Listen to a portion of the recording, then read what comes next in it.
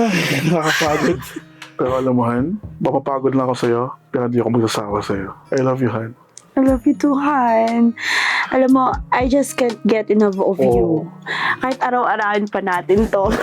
Ano nga ba? Araw-araw na nga ito, ginawa natin vitamins 2 eh. Bakit? Kaya mo pa? Isa ka pa ba? Huwag mo ako hamunin.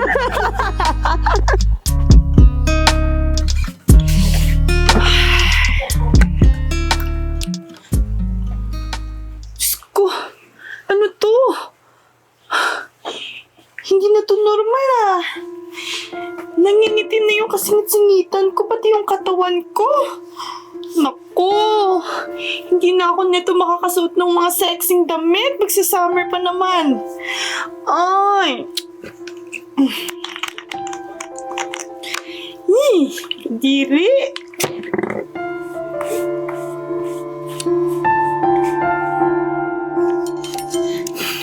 Oh, friend, ano namang chika mo? Ba't mo naman ako pinapadali?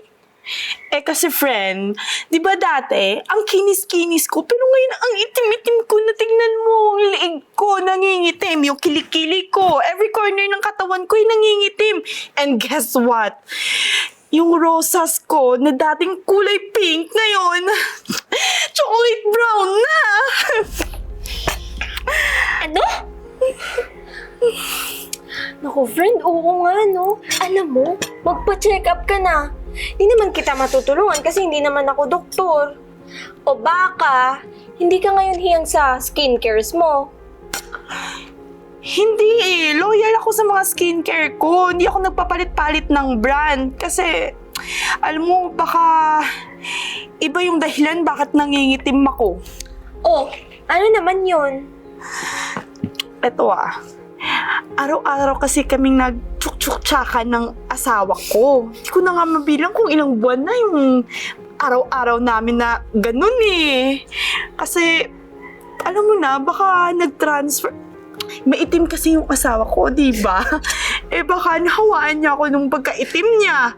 Uy, friend, sure ka ba sa mga sinasabi mo? Nababaliw ka na ata eh. Friend naman eh, totoo nga. Eto, may sasabihin ako sa'yo ah. Atin-atin lang. Kasi yung singit ng asawa ko, maitim din. Pati yung jun-jun niya. Ano ka ba? Eh, maglalapit na yung summer. Eh, gusto ko nang magsuot ng mga sexy, magbikini. Eh, ang itim-itim ko, anong gagawin ko? Tsaka. Friend, alam mo, ipa-check up muna yan para makasigurado ka. Tsaka dagdagan mo na rin yung mga whitening products mo. Nakakaloka ka. Naku!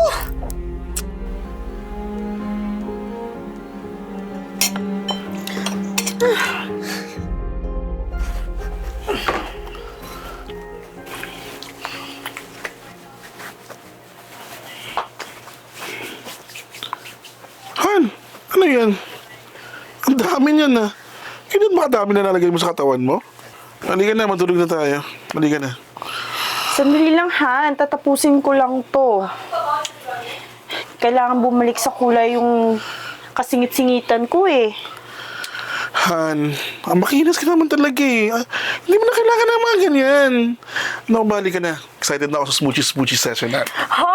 Anong smoochie-moochie session ka dyan? Wag ngayon. Tatapusin ko muna tong skincare ko. Kailangan ko to. Kasi umitim na yung mga kasing-singitan ko.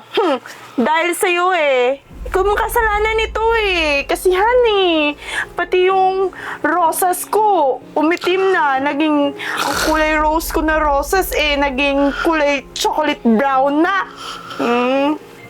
Han, 3 taon na tayo nagkasal. Diba? Ngayon na naman umitim yung rosas mo dyan eh. Ano bang pinagsasabi mo?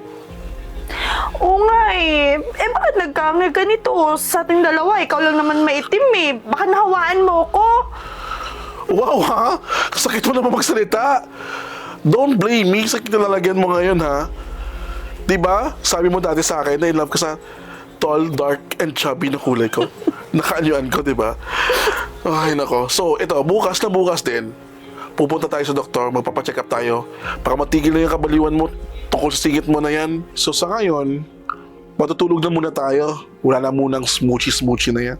Bad trip. Tulog ka na.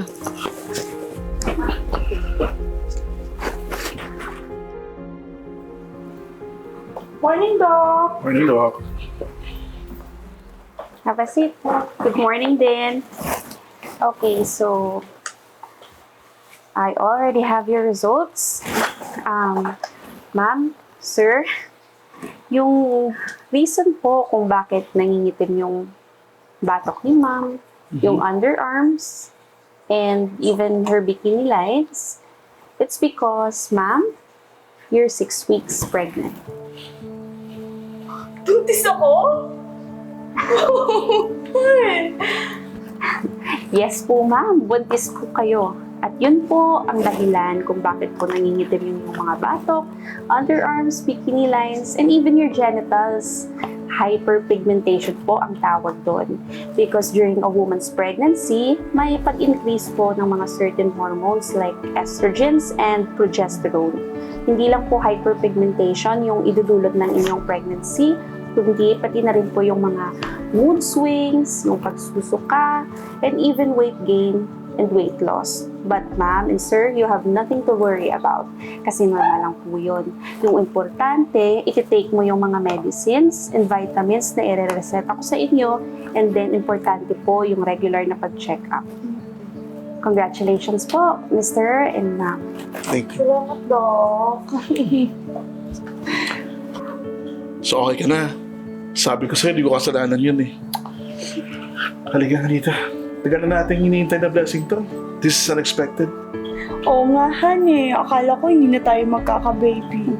Tsaka, Han, sorry napagsalitaan kita ng hindi maganda. Pasensya ka na. Ikaw pa yung napagbintangan ko sa nangyari sa akin. Alam mo, mahal na mahal kita kahit umitim ka pa. Okay lang yan. Kahit magkulay-uling pa yung buong katawan mo, ikaw pa rin yung pinakamamahal ko. At ang reyna ng puso ko. I love you, Han.